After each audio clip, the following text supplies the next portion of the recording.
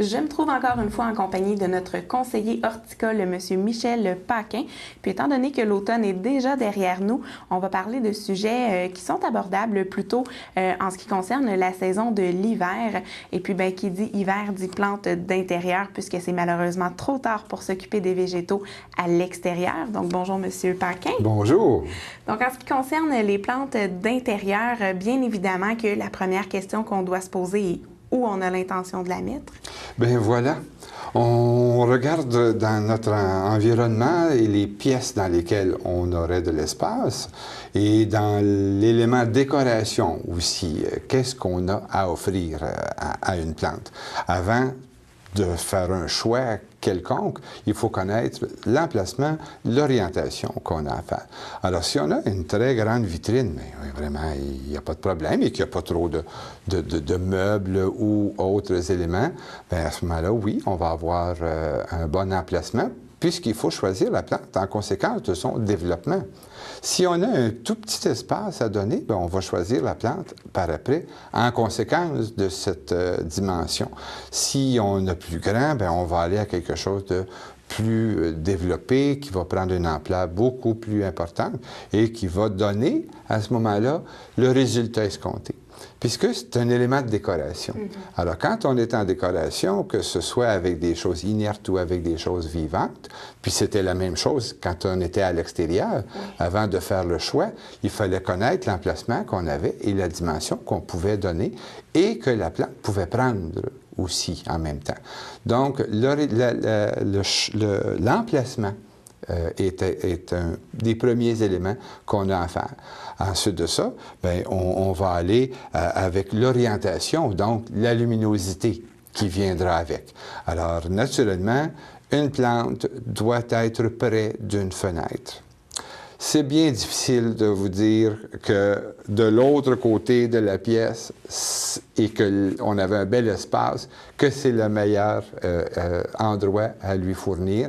Il faut vraiment qu'on ait une bonne luminosité, une bonne lumière. À quelle distance maximum, disons, une plante devrait-elle se retrouver de la fenêtre? Tout dépendant de la dimension de cette fenêtre-là, justement. Okay. Alors, si on a une grande vitrine, bien, le degré d'entrée de lumière va être supérieur à une fenêtre plus réduite. Alors, à ce moment-là, on pourrait peut-être aller vers le milieu de la pièce, donc sur une table, peut-être au milieu de la pièce, mais là, entrera après le choix de la plante selon son degré de lumière dont elle a besoin. Mais pour le moment, on va regarder donc l'endroit qu'on a à offrir et la luminosité qui y pénètre. Si on a une belle grande fenêtre, mais qu'on a des stores et des tentures et des rideaux par devant, on vient de couper beaucoup le degré de luminosité. Donc, la plante qui sera choisie devra aussi être en conséquence de sa demande de luminosité. Par contre, on peut peut-être en hiver, quelquefois, dans la journée, ouvrir le rideau pour donner une meilleure entrée de lumière. Et les meilleurs emplacements dans la maison vont souvent être là où on a des grandes fenêtres, oui, et selon leur orientation. Du côté nord, c'est peut-être le degré de lumière qui est le moins intense. On le sait, il n'y a jamais de soleil qui pénètre. Donc, on va aller plutôt vers le sud, le sud-est, le sud-ouest, bon, un peu dans cette orientation-là, pour vraiment donner ce qu'il faut aux plantes qu'on aura à choisir par après. Par contre, la question que je me pose, parfois on a des grands rebords de fenêtres qui sont assez larges pour accueillir une plante sur son bord. Par contre, le fait que ce soit très près de la fenêtre, est-ce que ça minimise pas un peu l'isolation, puis il risque pas d'y avoir du froid qui va endommager ou faire réagir la plante? Oui. Alors, on est dans ces interrogations-là quand on a à faire notre choix d'emplacement. Alors, si on a un grand rebord de fenêtre, comme tu dis, c'est fort bien, mais on va s'organiser pour que la feuille des plantes ne touche pas à la vitre pour éviter qu'il y ait une réaction là, qui va faire brunir. Cependant, il faut aussi se dire que les fenestrations d'aujourd'hui et il y en a de moins en moins qui sont vraiment vieilles, mais les fenestrations d'aujourd'hui sont bien faites. Okay. Elles sont très, très bien isolées.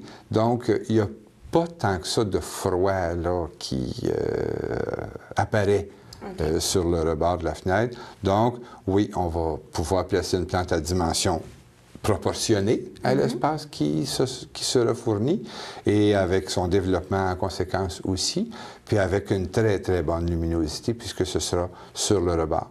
On pourra choisir, si on a une fenêtre qui est un petit peu plus haute, on pourra aller avec une plante qui sera un peu plus retombante. Puisqu'elle va avoir de l'espace. Si on a un rebord de fenêtre qui est bas, mais le calorifère n'est pas loin en dessous par après.